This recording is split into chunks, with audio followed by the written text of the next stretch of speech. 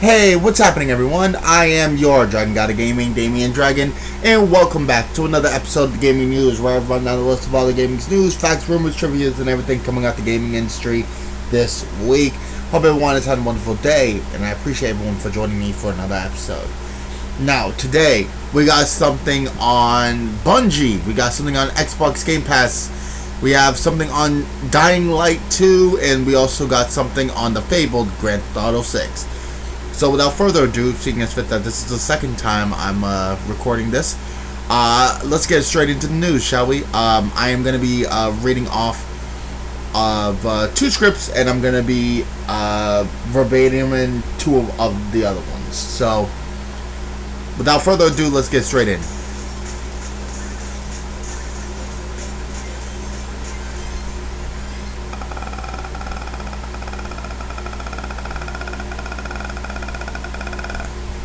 About to say, that wasn't me. Anyway, let's get straight into the news. First off, Bungie. Yes, you heard me right. Sony has acquired the developers of Destiny 2. This is the second biggest acquisition since Microsoft announced their buyout of Activision Blizzard.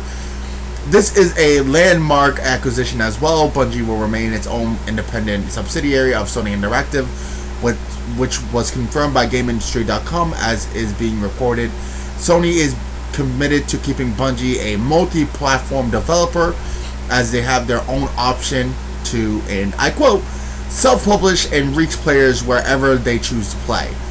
Sony goes on to say, and I quote, "We've had a strong partnership with Bungie since the inception of the Destiny franchise, and I couldn't be more thrilled to officially welcome the studio to the PlayStation family," Sony Interactive Entertainment and President CEO Jim Ryan said. "This is an important step in our strategy to expand the reach of PlayStation to a much wider audience. We understand how vital Bungie's community is to the studio and look forward to supporting them as they remain independent and continue to grow. Like Bungie, our community is core to PlayStation's DNA, and our shared passion for the gamer and building the best place to play will now evolve even further." Which, to me, sounds pretty epic if you ask me. This deal is not on the same level as Microsoft's buyout, but this is just as big of a deal.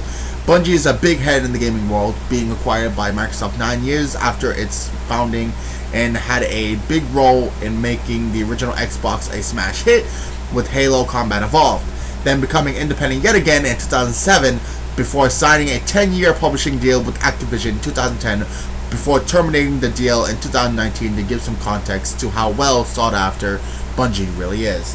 And yes, they are extremely well sought after, because, well, I don't know if we're going to be seeing Master Chief in the PlayStation lineup.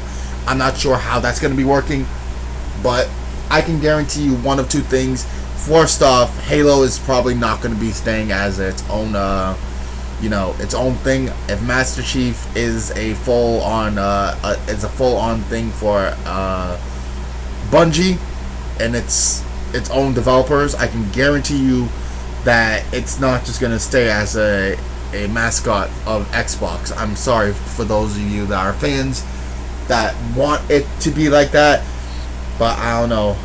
It may or may not. So, what do you guys think? I know Destiny 2 will be coming to, many consoles afterwards, and if they're their own private subsidiaries, I can guarantee you one or two things, that they're going to be keeping a lot of things on the Xbox side, and, some new things on the PlayStation side that's going to be coming. So, we're not sure how everything's going to be working, but we're actually very confident. I'm actually very confident on how this is going to work. So maybe this is going to go just as good, but we're not sure. Anyway, let's talk about the Xbox real quick. Let's go on to the next one and talk about the Xbox real quick. This is coming from Kotaku.com, and this is written by Ari Notice. This section, I'm going to be reading it off. I'm not going to be reading it verbatim, but I'm going to be reading some things to give context to what I'm about to say. So first off, the Xbox hard drives of the world needed a break eventually. For February 2022, Xbox Game Pass is cluttering the most jam-packed release slate in recent memory. Not only is the upcoming lineup fairly slight, but some of the best and biggest on Microsoft's games on demand service will soon be unavailable. Here's everything going by the wayside on February 15th, which is going to be the date where all these games are going to be, well, gone from the service. So the first one is Control. The second, Code Vein. The third, Final Fantasy XII: The Zodiac Age. The fourth, The Medium. The fifth, Project Winter. And last but not least, The Falconeer. These games will be, gone from the service. So if you guys want to get yourselves in on some of these games, you better do it real soon and real quick. After a year or roughly about enough time to make it 10.7% through the game, the tremendous Final Fantasy XII Redux leaves the service. Remedy Entertainment's Control has been has been available for a similar amount of time, and even though The Medium and The Falconeer doesn't exactly make waves, both were propped up as a must-play games during the Xbox Series X's launch window, so their departures from the console service de jour is certainly eyebrow-raising.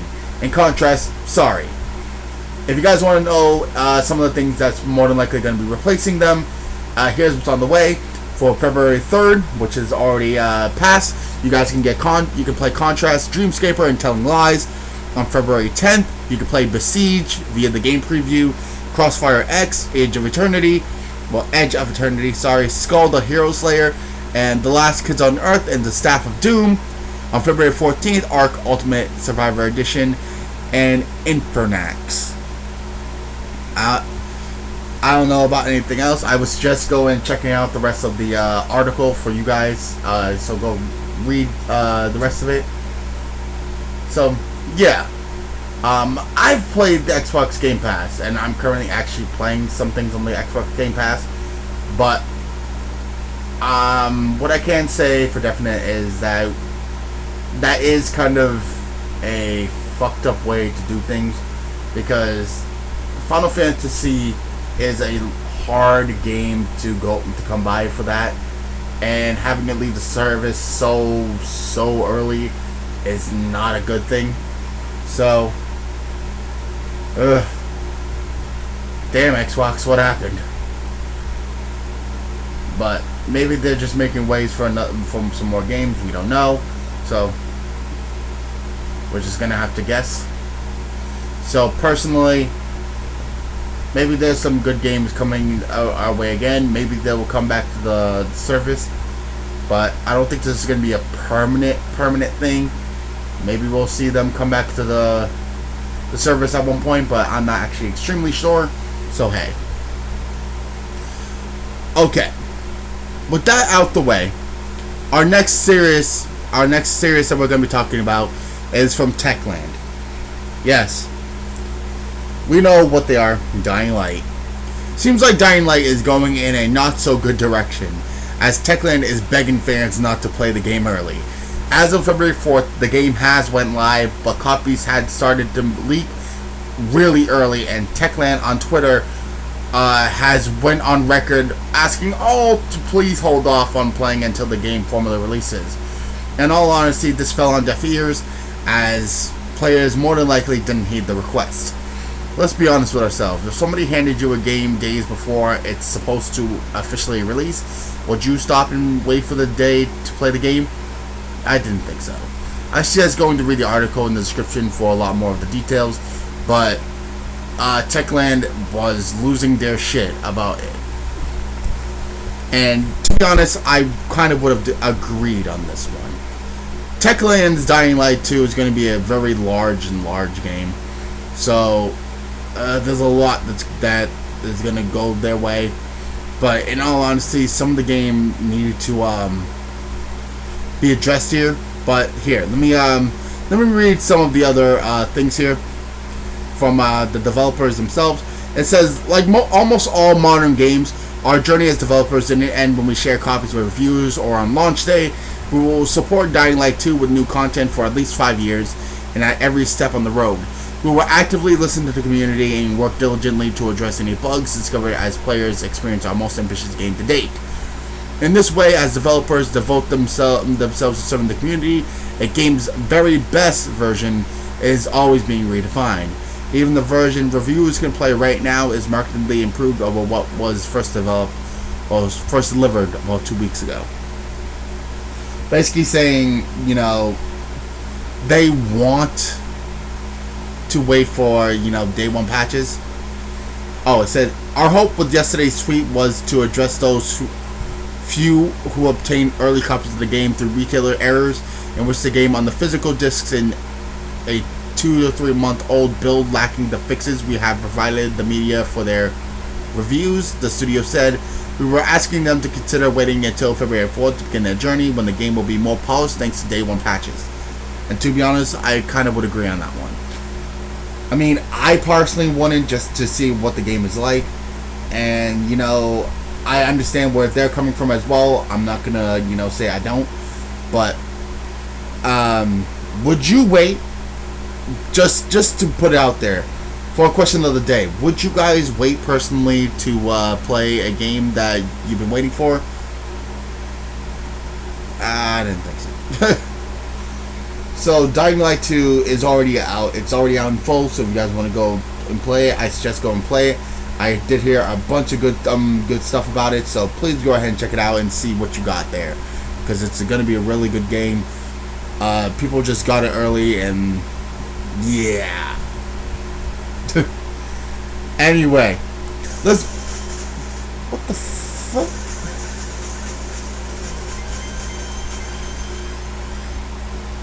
What the fuck? I'm not doing that. Let me just, yeah. Anyway, this last thing is coming for Grand Theft Auto 6. Yes, Grand Theft Auto 6. We all knew it was gonna happen. Well, obviously. But this is written by Andy Chalk. I don't want to not give him his his praises for what he's written. And he wrote, this is from the studio themselves. With the unprecedented longevity of GTA 5, we know many of you have been asking us about the new entry in the Grand Theft Auto series, the studio said in the latest Grand Theft Auto community update. With every new project we embark on, our goal is always to significantly move beyond what we have previously delivered, and we are pleased to confirm the active development for the next entry in the Grand Theft Auto series is well on the way. We look forward to sharing more as soon as we are ready, so please stay tuned to the Rockstar News Wire for official details. And yes, note that it's not necessarily Grand Theft Auto 6 in name. A full formal title wasn't given. But given how Rockstar has named the first 5 mainline games in the series, I think it's reasonable to bet the pattern will continue. Whatever it ends up being called, it will be very interesting to see how the tone of the game compares to previous entries in the series. Rockstar co-founder Dan Houser, one of the primary creative forces behind the Grand Theft Auto series, left the studio in 2020. So there's no indication of a real release target, although the great likelihood is that it's still a long ways off. And yes, I kind of agree with that one.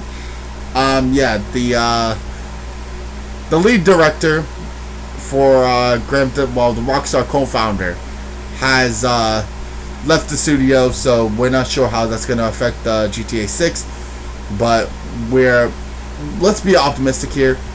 I'm not going to really talk all too in depth. I have talked in depth about Grand Theft Auto 6 in past gaming news, but Grand Theft Auto 6, I don't know how it's going to top Grand Theft Auto 5.